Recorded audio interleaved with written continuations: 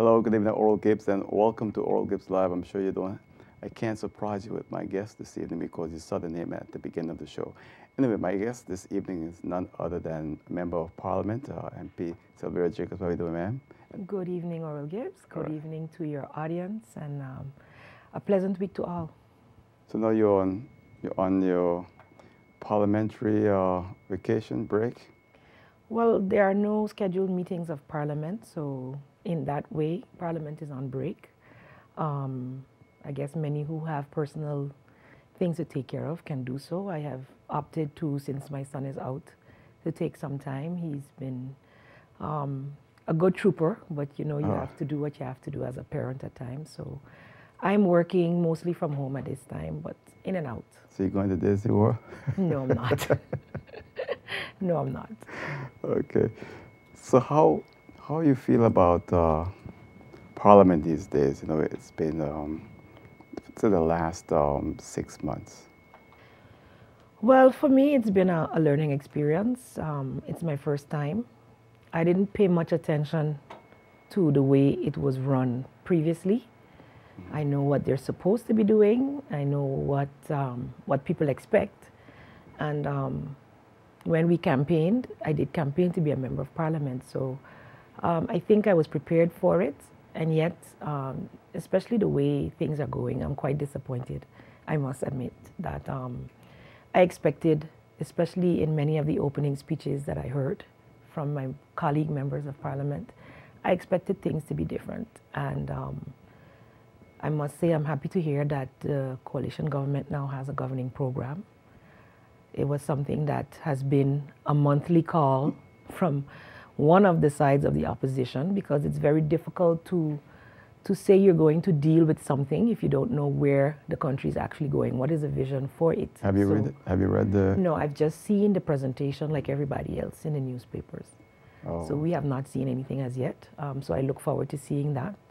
I did get some previews to the draft on the education section, because as a chairperson of the Permanent Committee of Parliament for Education, Culture, Youth and Sports, we did have several meetings, and that, I must say, people were surprised at the amount of meetings. I think we've had 11 or 12 already, and on good topics, on things of interest to the public.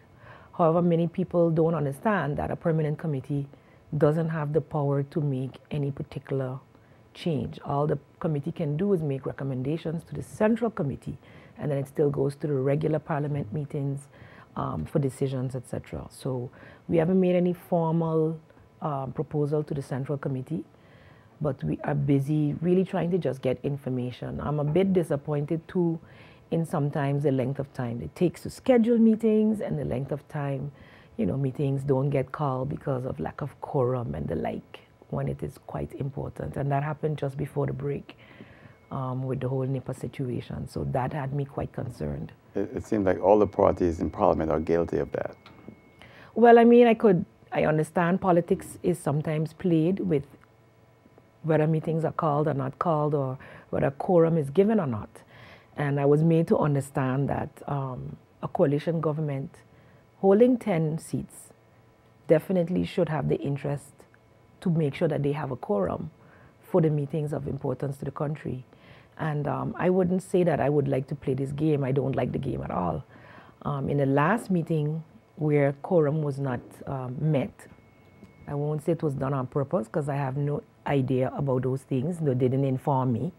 One or two members did say in advance, but then on the morning of the meeting, it's quite embarrassing to sit there with the minister and an entourage and only have 2 members of Parliament out of 8.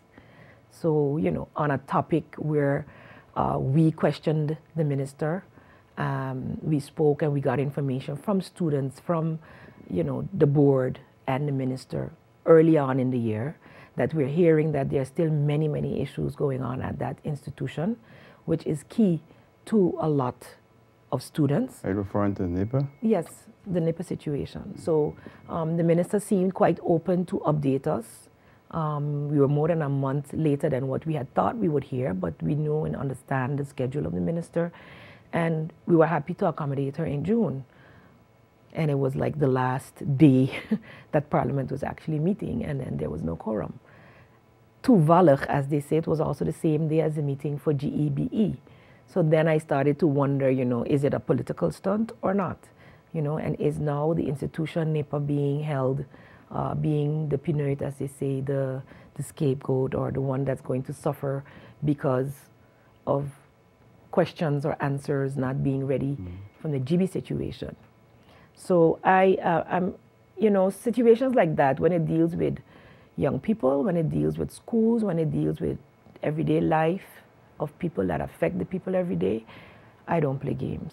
Well, I don't know if you saw the deputy leader of the UP party when he was here last week. No, I didn't. Well, he said that they have problems all the time just controlling their coalition members. And well, that's obvious. Well, they went to Curacao, some of them, and they were already plotting to overthrow that coalition. So again, you can imagine the problems they have in just maintaining that coalition. Yes, I think it's a sad situation indeed, Mr. Gibbes, because the length of time that it's taken them to come with a program, they still have not completed the formation of their Council of Ministers. Yes, it is legal for them to have 5 people representing the Council of Ministers, but I believe the weight of those portfolios that are being carried by one person is unfair. It doesn't make any sense, especially education, culture, youth, sports. I carry that portfolio as a minister, so I know the weight of that portfolio. And then you have health, social welfare, and labor all on one person. I don't think it's a fair situation to the country. There is no way that proper representation can be given.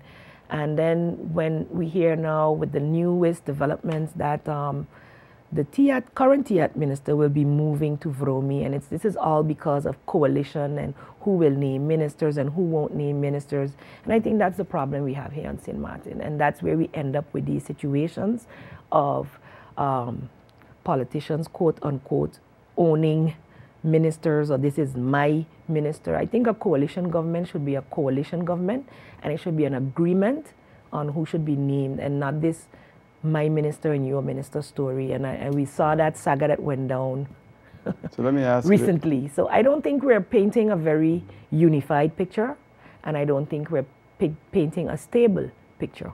So let me ask you this, MP Jacobs, if this coalition falls tomorrow, is the NA ready to lead? The NA has been ready since August. That's all I can say. The NA has been ready since August, but honestly and truthfully, when I look at the combinations that would be possible, I don't see it. And I think they will fight at all costs to remain together. And if there's a possibility for new elections, would you entertain that? Do you think that's the best? I think the people of St. Martin don't deserve another constant change of government based on the movements within. I don't believe the people of St. Martin deserve that. So I would prefer the people, and this is the government that the people chose. This is this is what the people chose. So we have to live with it. And I believe then if those that be can live with each other, then the people should choose. All right. And maybe they'll choose, for one party to represent them this time. Yeah. And hopefully it will be the NA. You was, as you said earlier, a former Minister of Education. How do you feel about students leaving to Holland soon from St. Martin within the next 2 weeks, August 2nd, and S4 is no longer there? I thought when that was, when S4 first came into existence, when Commissioner Cyril Westcott Williams was commissioner, that was a very good idea. You serve as Minister of Education. Was it still a viable idea, S4? Upon entering office, I learned quite a lot about the S4 saga back and forth. And if you can recall, several press briefings had to be held on S4 during my tenure as well. There always seems to have been some kind of an issue with S4. A few of them that I can mention is that there was not enough reporting being done back to St. Martin, that there was usually a discrepancy in who should be covered, who wasn't covered, communication with students, students complaining. So there were always complaints. Is this the most viable way to have solved it? This was also on the table when I was there. And we were looking at ways to make it less cumbersome. We were seeing, and this was being said from in 2010, I think people can remember, where is the return on investment? We are investing more into, we don't pay for tuition for our students in the Netherlands, but we pay for their books, for their insurances, you help them find homes, you provide mentors, etc. and the like. And yet for all, there seemed to be, to me, a dissatisfaction. In my meetings with the students over there, you continue to get complaints when I went in 2012. The complaints continued. The study financing office here, in the meantime, did get strengthened, and we felt at the time that study financing in St. Martin could take over most of what S4 was doing and have a better control of it, because we really couldn't get, the cooperation and the communication with the situation as it was.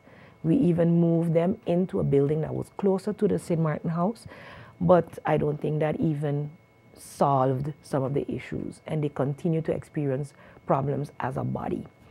And the controls from St. Martin were minimal. Okay. So, and we see it even here with foundations on St. Martin and government-owned companies. So it's one of the perks of being a government-established foundation or company, that there's this hands-off approach to one extent, but you are the one ultimately responsible in the end result. So you still have to be able to take measures when it's necessary. Yeah. So I don't know, and I can't speak. The minister did give an explanation, and there was a session held in the Netherlands when they were up there for the whole Fred Expo and whatnot. But I've recently had discussions with some students who were in Holland, who are still in Holland, and some who are going up now for the very first time. And not necessarily young students, students who have worked a while and are now going, and they find it a bit difficult to find housing. Yeah. They find it a bit difficult to think that they don't have the Vangnet, they don't have the support system that used to be available in Holland for St. Martin students. I'll say this, when my first daughter went to Holland, S4 was, that was the same year that S4 was formed. And I thought it was a very good idea. I've had issues with S4 myself too, but as I'll admit here still, it was important. It helped a lot of parents, at least with their children going to Holland for the first time. I'm hearing from parents now who feel very lost, and knowing how Holland is and how difficult it is to get an apartment. My third daughter is going on this trip in August, 2nd, and I tell you, it's only because I said to myself, could you imagine if this was at the time and she didn't have her sisters there, what would happen? So I can understand the feeling of some of these parents who feel very lost. I completely understand the feeling. I also went to the Netherlands back in 1986, but under the Antilles. So it was then SSNA. So the association that dealt with the students was for the entire Dutch Caribbean at the time, and there were Dutch mentors. It wasn't even a Caribbean mentor that I had at the time. So you had that support, and there were certain apartments that were reserved for students, etc. So you have that comfort. I didn't stay for the entire time. I stayed just 1 year, so I didn't get to experience, starting to go off on my own and the like. My daughter, you mentioned yours, mine went to the Netherlands without study financing from St. Martin, so without the S4 support, and applied for the Dutch scholarship herself. And she was young, so at that time lived with family before transitioning, finding her own apartment. She did all this on her own. So there are arguments for and against. A lot of parents were used to having that option, but compared to, I understand study financing's position in that all the students that we send to other places don't have that luxury of St. Martin or an association in from St. Martin or funded by St. Martin, finding apartments and the like. So the students that go to the United States and the Caribbean have to find their own housing, whether it's on campus or off. Yes, there are more options for on campus, and with the sister agreement in Tallahassee and other states, you do have some assistance. But it behooves, and the information was given out since earlier. So I don't know for you as a parent, you could It doesn't bother me. No, but I think when No, I no, speak, but I know for many parents when I don't speak as a understand. person, I think I don't want people to think that I'm here in one way or the other criticizing it. I'm just saying that from speaking with parents and what they're saying, I don't give a damn really what happens per se. But I tell you one thing is that I'm concerned about parents who don't have family members there, who have their child going for the first time, and it's not the same. But no, I went for myself when I was very young. I had no one to help me, and I paid myself through college. So I always believe in the individual self-reliant. However, I do acknowledge that there's something about Holland. It's extremely difficult to get an apartment. I've seen it with my own children, and it's for that only reason when people speak with me, I brought it up. But I can give a damn anyway about it. So I don't want people to think that I'm here trying to take sides that I am not. I'm just asking you questions. I had a hard time, but I can admit I had a hard time. A lot of parents complain, and I see their complaints. But in a sense, I understand both positions. Let's just say I understand both positions, and I think it's a good opportunity for students to really prepare in advance, to really do good research into the states they're going, and look for apartments. If this is the reality of living and being on your own and growing in responsibility, and then maybe one or two will decide to stay home for a year or two before doing that, maturing a bit, and stuff like that. I think it's always better for the students leaving, especially to the Netherlands, to have a level of maturity, because that insecurity, that first 2 years sometimes really costs them because they're racking up bills. All right, let's move on to something else. Integrity. Integrity Chamber and your position as a member of Parliament. I think there were a number of questions, and there were also some changes made to suggested is one thing. We'll have to wait and see after the recess from both parliaments exactly what happened. Right. How you feel about it? Well, I think I made it very clear during our meetings held in St. Martin in Parliament that I have no problem with us having an integrity chamber. Back when we were ministers, they were busy with the establishment of an integrity bureau. So my questions were, what happened to that? Where is that in development? Has that been finalized? What was the goal of that as compared to the integrity chamber? Because we are right now in a position where we cannot get the budget approved. And I think we must be realistic. With the integrity chamber, there is an open budget. They have not established the budget for the integrity chamber either. The integrity chamber can hire a cabinet, and a cabinet can mean administrative people of any amount. And none of this they could clarify in my questions. So that was my concern. What would it cost? And is there anything else in place that can do what they expect the integrity chamber to do? Several laws, especially the report from the General Audit Chamber, mention several laws under which we can already establish laws, if executed, where the checks and balances can be made. The political will. So what are you trying to say is that we must have Dutch interference to be able to control things on St. Martin? Is that something we really want? Can everybody, all 15 members of Parliament or a majority stand up and say that?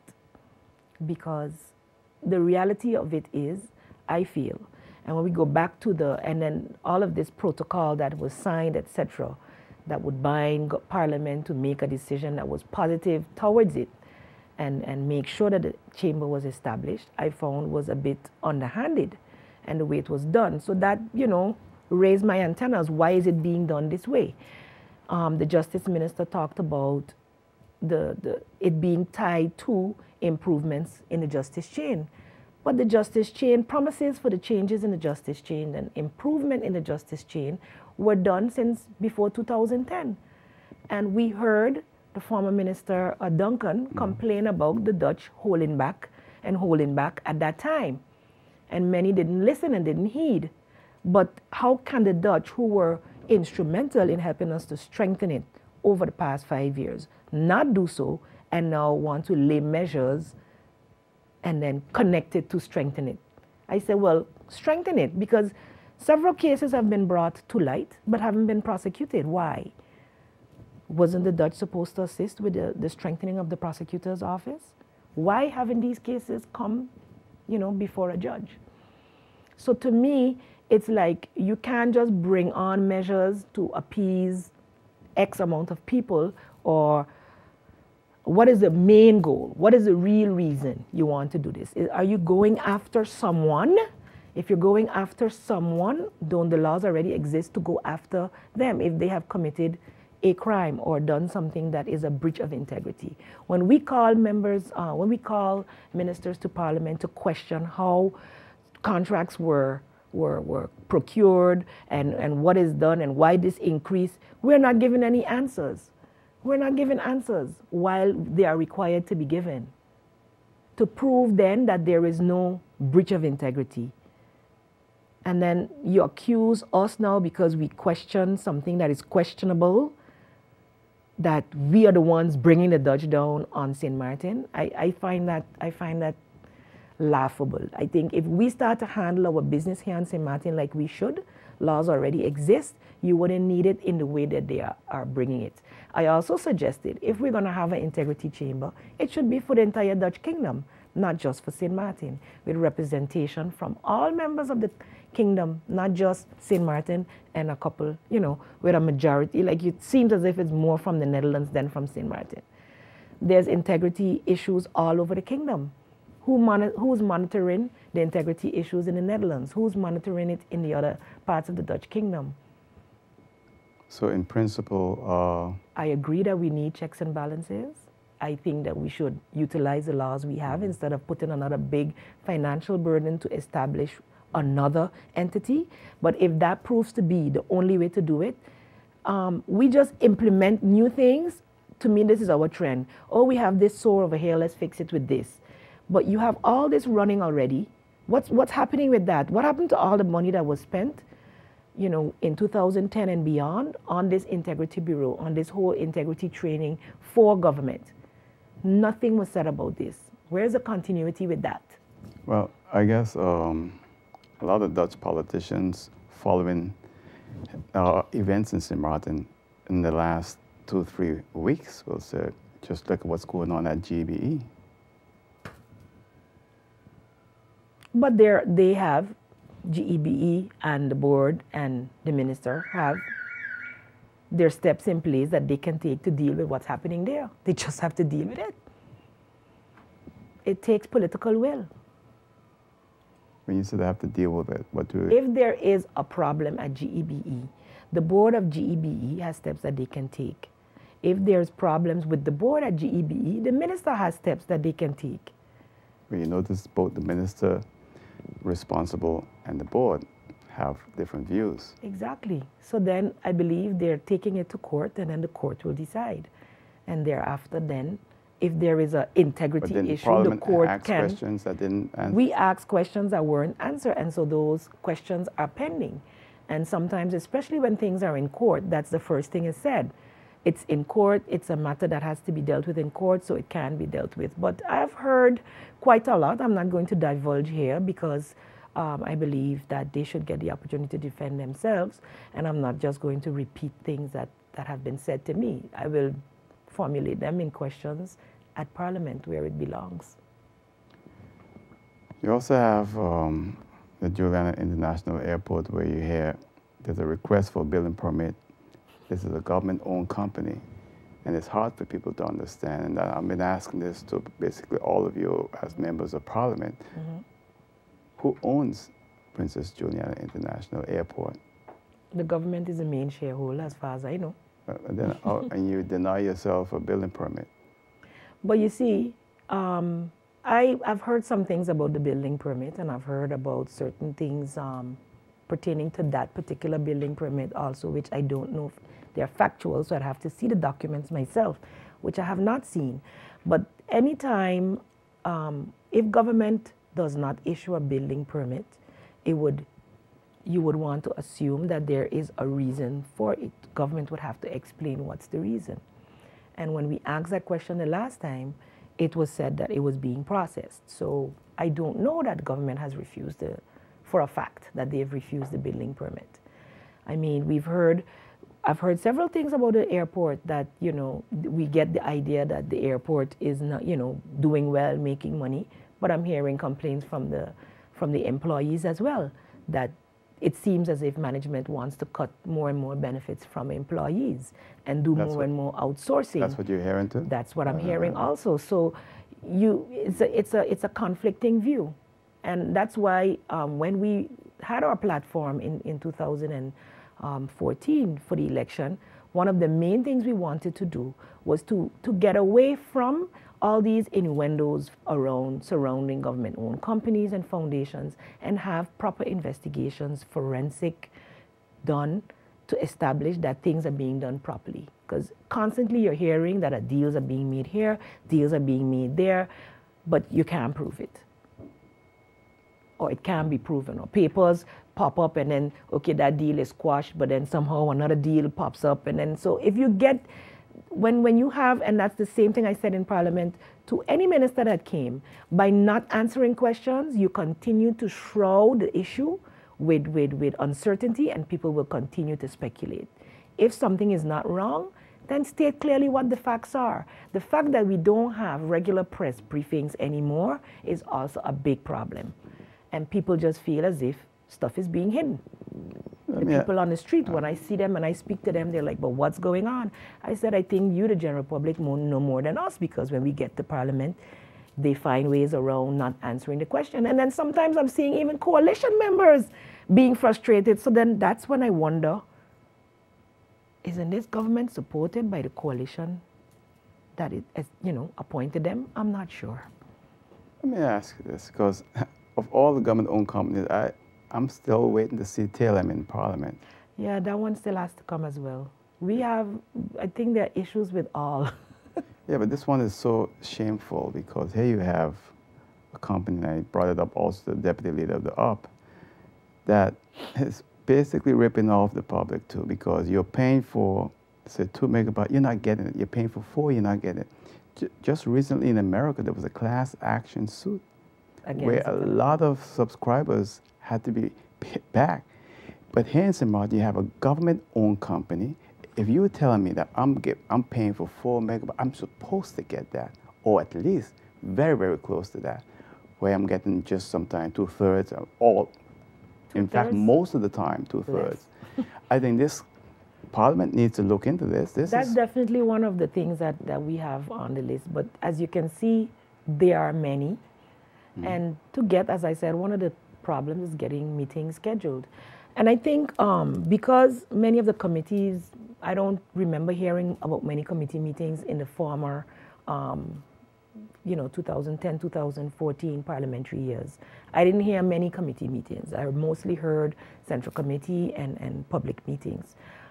We've been having a lot of permanent committee meetings now, but I think in a sense they're almost detracting from where the decisions can be taken.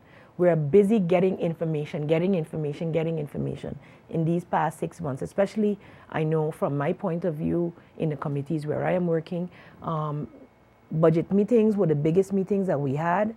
And then after that was every time some flare-up happened, okay, there was an issue by NEPA, there was an issue by GEBE, there's an issue here, there's an issue. So as things fly up, but we wanted to know, where is government going with these things? Have you established investigation in all these companies? What is the status of affairs? Besides getting a financial report, how the things are running. Constantly you're hearing complaints from the employees. When you ask the management about it, oh, employee morale is high. But employees continue to say they're disgruntled with the way they're being dealt with, both at GEBE and at airport. I haven't heard necessarily complaints from employees, but from the subscribers, of course. I'm one of them. So I know exactly what they're talking about. And the internet service, and again, it's lack of competition is part of the problem, but it's a government-owned company, right? And then if you got 2 government-owned companies tag up, go to bed, then it's disaster for us. And that's one of the options available. We have all of these issues to deal with, and then you have housing. And housing, you drive to Belvedere, and you look at the condition of these houses that are owned by government, managed by a foundation.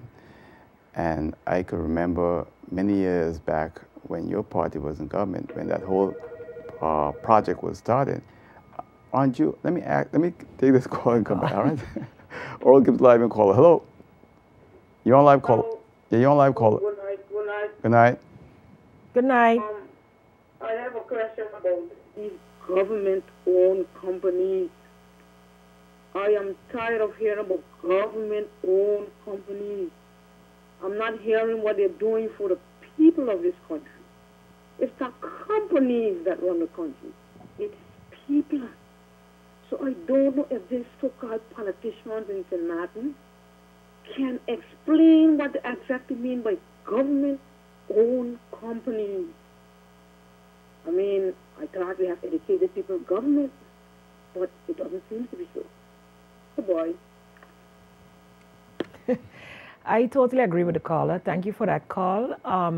One of the things that we have been discussing in calling government to Parliament is what exactly is the benefit to the government's coffers, because you distance yourself from the management of these companies to not bog it down in the red tape that comes with being part of government and being run directly with government. And you're seeing that it is not going the way it should. At some point, the airport said that it couldn't. I understood. I didn't even realize that all the taxes that are collected stays with the airport. The taxes at the airport stay at the airport for its operation and what's not. So, the question, I asked the question even in an informal meeting at the airport and also when they came to Parliament, what percentage of that do you think should come back?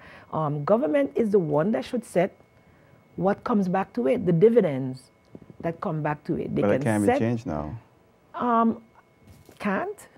It's a government-owned company. But isn't there some agreement with the loan and everything else that ties in all of that? All of that, but then they're looking to tie up even more loans. And then they even suggested coming out with a completely different fee that they can then give to government. And I'm like, that doesn't make sense to me. So these are the companies that are making lots of money, and I agree with the caller, and government needs to make up their minds what should be coming back to coffers so that they can handle the people's business. Right. Oral Gibbes live and caller. Hello. Good evening, Oral. Good evening, sir. I would like to ask the parliamentarian there something. I can remember you had a show on recently, and you brought up a proof where people was ripping the people of St. Martin government companies on.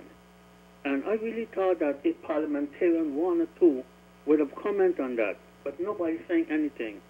What? That the government is screwing the people of St. Martin. What show is that? I mean, you got me lost there. What topic exactly? Hello?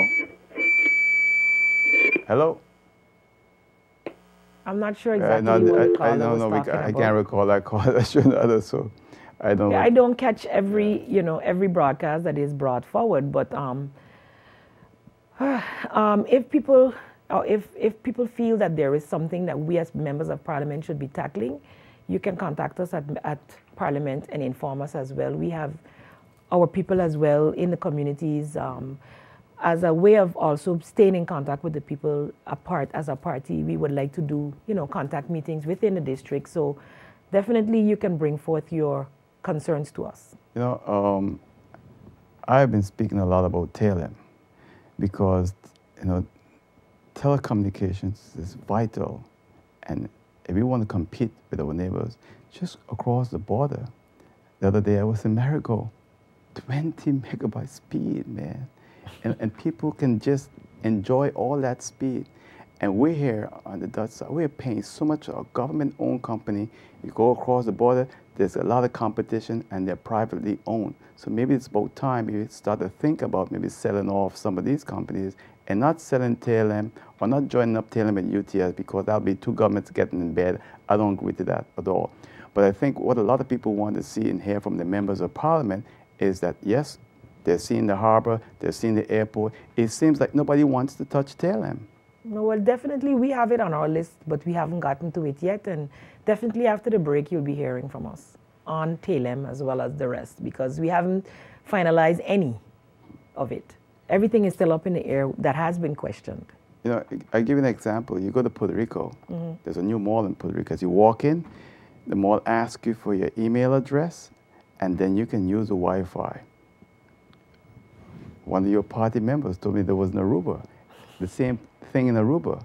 You're going to tell them can't do that in Phillipsburg with all the visitors coming in and just give them that free service to enjoy while they're here and other stores can log in and be a part of that whole network?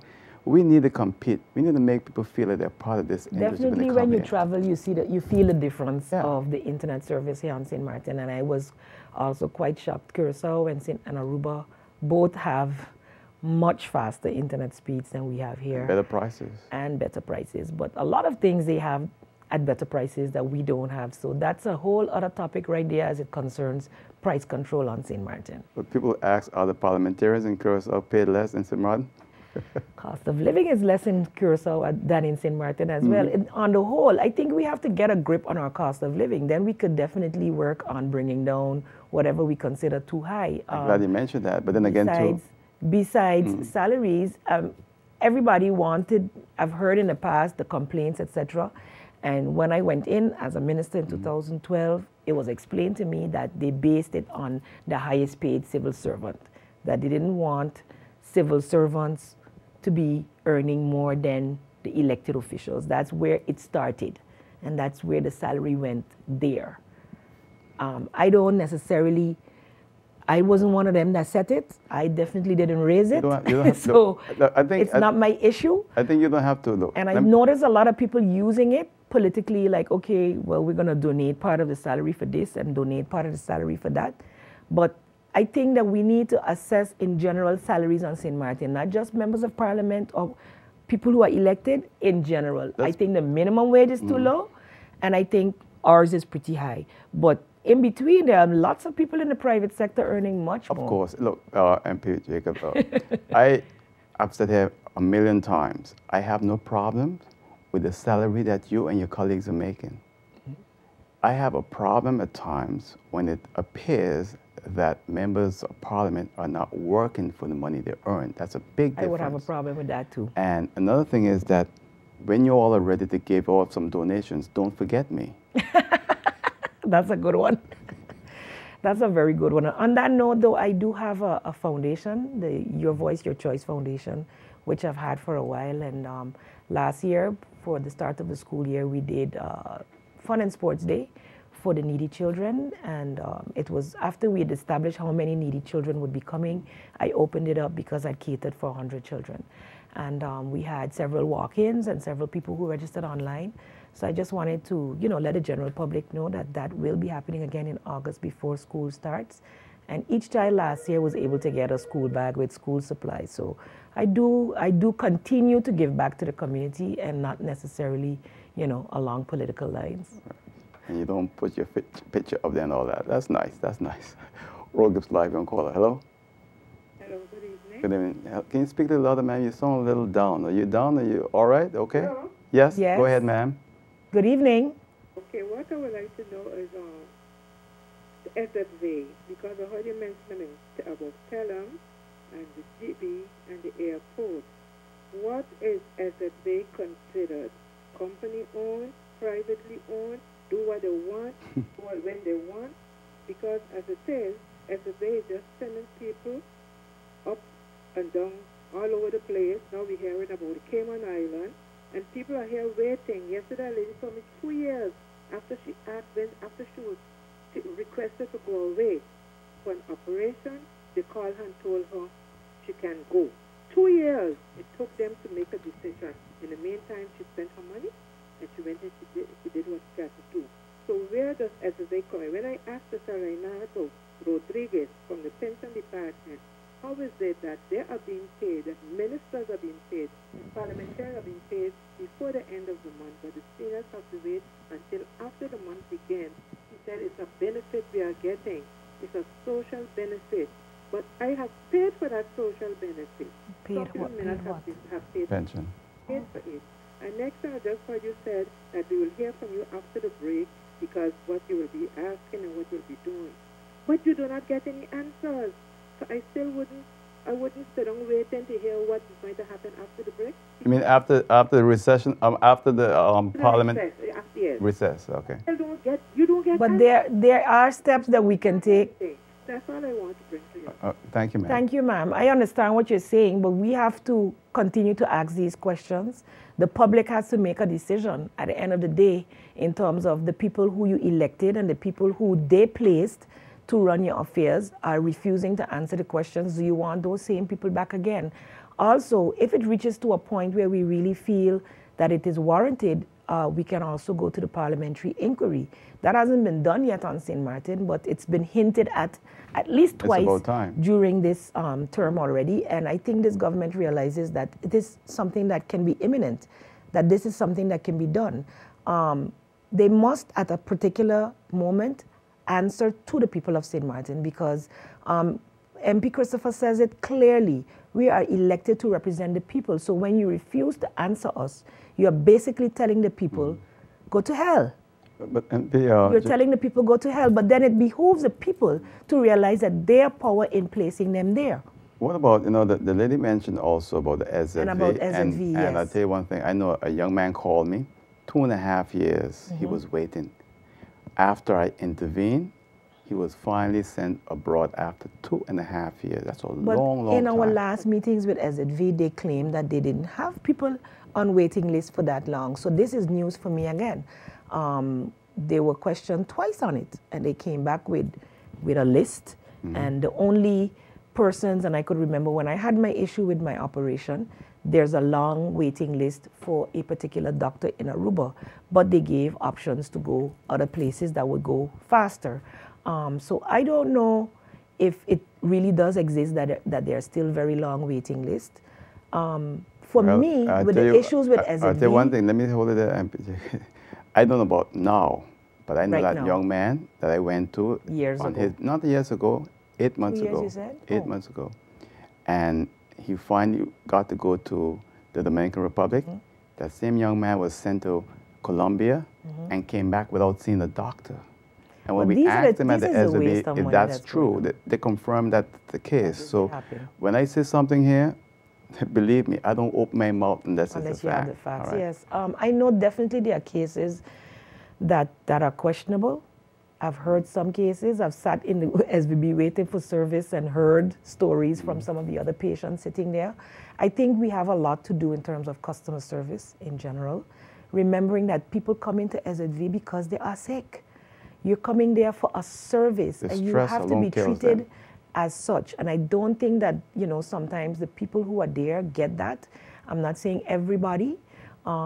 Even the communication. I went to a medical health conference in Aruba, where all across the board in the Dutch Caribbean we are talking about, and they thought about what was important to be able to improve health services to the people. And they talked about communication inter-island. And I'm like, you can't even start inter-island or inter-countries unless you improve the communication on island. You have doctors on island not communicating with the hospital, patients leaving hospital and not having the continuous care that they need. So we have to improve healthcare on island for what we provide, and then improve the cases where you have to send people out. I think that definitely needs improving. If you compare it, maybe I've heard horror stories in Aruba as well, where I was, from the locals there about their issues, waiting to see the same doctor I was seeing, and their waiting list was long. So we have this issue all over the world, and options are coming up. I don't know how the Cayman Island issue is working. I understood that they were having talks with SZV, but I didn't know that they had been finalized. We have to improve what we have, the product we have. The people on St. Martin can't continue to feel like they're victims. We can't. But yeah, we're getting a new hospital soon. Has that been finalized now? They're working on it. I think we need to stop playing with the people. Oral, I think we really need to stop playing with the people. The hospital, we see that they're doing more, bringing more specialists in, great, but the facility itself needs expanding. To talk about building a new one compared to expanding what you have, which would be able to happen faster, really? Which one would be most feasible? Which one can we afford? And then at the same time, when we were asking them to give the hospital a break on some taxes that were owed, we weren't getting an answer on that. You know, so to me, we as a country... AUC got a break. AUC got a break, a huge break. What about, the caller also mentioned the payment of pension. Yes, I think that's, yeah. I don't know why can't it be the pensions get 26th? paid out. Why can't it be the 26th of every month? That one I don't know. But I will definitely look you into remember that as well. I mean, because you expect me to have an answer to that no, here? No, these are the things that we definitely you're saying you have don't to... know, but I'm saying it's about time that members of parliament, I these know are the for things sure that they have to MP look into. George Pontiflet questioned SZV on pensioners and why the payments were late, and I can't off the top of my head recall what was said. My uncle is also a pensioner, and I think it's by... bring them into parliament. Isn't it by the first of the month they're supposed to be paid? But that could be changed. I'm saying, why can't it be that they're paid the 26th or the 27th? Then people will be happy. I agree with you. I completely agree with you, and I'll definitely look into that one as well. And I disagree with the lady to say, like, one of them, I don't know if it was the last one or the one before, that said that it doesn't make sense to ask questions. If we give up and don't ask questions, then what are we doing there? Besides asking questions, we also see things that can be changed with amendments to laws and the like. So we're also working on that. Not necessarily because you don't hear our voices on a daily basis, it means nothing is happening. As a matter of fact, I'm diligently working on one of the things that really I saw that was something that could be done quickly, was getting the license, or the vergunning that the businesses get that sell alcohol, to bring that in line with the penal code, which says that they cannot serve minors under 18. And while the one that for the restaurant says 16. So I'm working on the amendment for that it's 18. But just today, I'm speaking to young adults, and they're out at an establishment, and they're 13-year-olds with a bottle of, what's it called? Desperado in their hand. And I'm like, and she said, but the parent was there. El Dorado. No, it's a Desperado. It's much more alcohol than a beer. And I'm like, where are the parents? We can legislate up to our craw.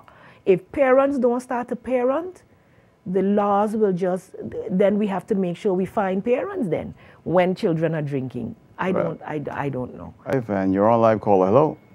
Hello, good night. Good night. Good night. Yeah, I just want to state for my interest, I vote in couple elections, but this is one of the worst governing party I ever see for as long as I've been living in St. Martin. And I think right now the people deserve to hear and know what's going on the country with the issues, instead of hiding all the issues, because the people is aware that they are not coming forth with correct answers and they're hiding behind one another. It's very shameful and embarrassing. Good night. All right. Thanks for your call. I can only agree with you that I'm not seeing, with all that was said at the beginning of this governing period, with this coalition, I believe that the people are disappointed in the way they are functioning. I do believe, and I agree with you, and it will be up to the people to make a decision about that in the long run, because anytime we say anything, it's like, oh, it's political. If you don't say anything, you're quiet. If you say something, oh, you're too political. I don't think, you know, the people understand sometimes how extremely difficult it is. Somebody said to me, you know, you put forward a very good motion to assist with the youth back in budget debate, and they stole it. They claimed not to, but at the end of the day, it was political. And that had really hurt me, and I learned from it. But in putting forward motions in the future, I know if it comes down to a vote and they vote along party lines, my motion may or may not make it. But then when the people of St. Martin see that a motion has been put forward and it has been turned down by the coalition for whatever reason, they would have to explain to the people why. Let me ask you this, MP Jacob. No, your party, yes, sometimes, and I think one of the biggest problems about your party is that it doesn't remind the people of all the good they did. I'm telling you, if you look at other parties, they do. You look at the roads, infrastructure. Your party is mainly responsible for most of the major infrastructure roads, except for the bridge in the last. But that's what I was going to say. Right. Housing development for the working class, poor. You guys just stay quiet and other people capitalize on it. And I said this to your party leader the last time I was here. Definitely tooting our own horn may be something that we better are learn. lacking in. We don't blow our own, we don't pat ourselves on the back. And it's sad sometimes when I hate to have to go into defense when people say, oh, but what have you done? I'm like, in the short times that my party has been there, you've seen real changes for the people of St. Martin. And then you question yourself, why is it then so difficult for the people to see that and make sure that it is a bit more continuous? I don't understand. The people say they know, the people say they see. In 2010, you had a similar situation. They were disgruntled with the up-led government. And yet for all, this is what happened in 2014. So is this based on propaganda? Is this based on having a great marketing program? Maybe the marketing part, I say The marketing part had so much to do with it that now they're sitting back with regret. So what will happen in the next 4 years or anytime the new election is called? If I was a politician on the National Alliance list, I would just say, look, we've been in office, what, 18 months, and calculate what we've done. And you tell the people that all the time. You tell them that they're going to believe it because it's not a lie, it's a fact. It is a and fact. then the others are there, they can't do it. They got 40 years, 50 years. In that short period of time, the NA have done so much, and still the NA is always out of government in less than 18 months. You got to look at it from a point of view where your party got to start to really campaign on its laurels. Well, I think I have to agree with you.